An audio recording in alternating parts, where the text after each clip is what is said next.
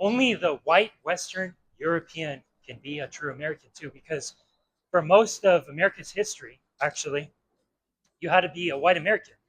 I'm a bit different too, so instead of being one of the good ones, like let's say act and pretend like you're a white man, I'd rather be an actual one. Why should I have to change these things just to be taken as, oh, more American, this, that? No, fuck that shit.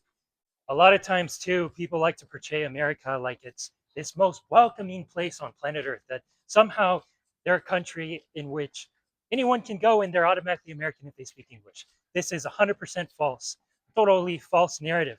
A lot of times the leftists will say, oh, the Native Americans are the real Americans. That's 100% false. The Native Americans, they had their own tribes, they had their own culture, they had their own language. They never viewed themselves as Americans. They didn't even understand the concept of America. To them, it was just planet Earth. When the Americans came, they called themselves Americans. You could only be American if you were white. You look at the law from 1790 as well. It's only available for white Americans and whites only.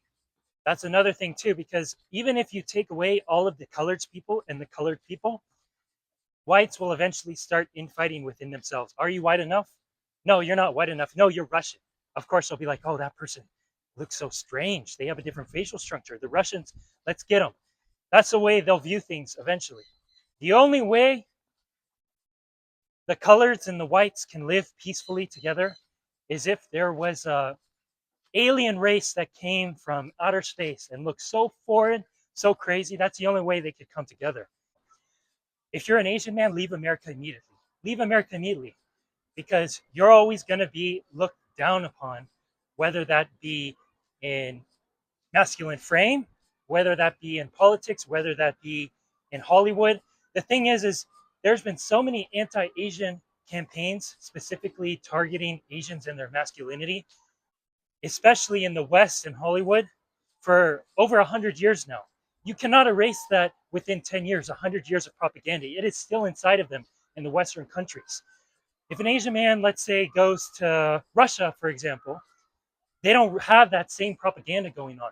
So the Russians, they watch Russian films, Russian movies, Russian TV shows. And if they watch anything that has to do with Asian people, they watch it from a first party basis. And it comes straight from the source. Let's say China, Japan, Korea, different places like that. So they view things from the source, the way the source wants it to be portrayed.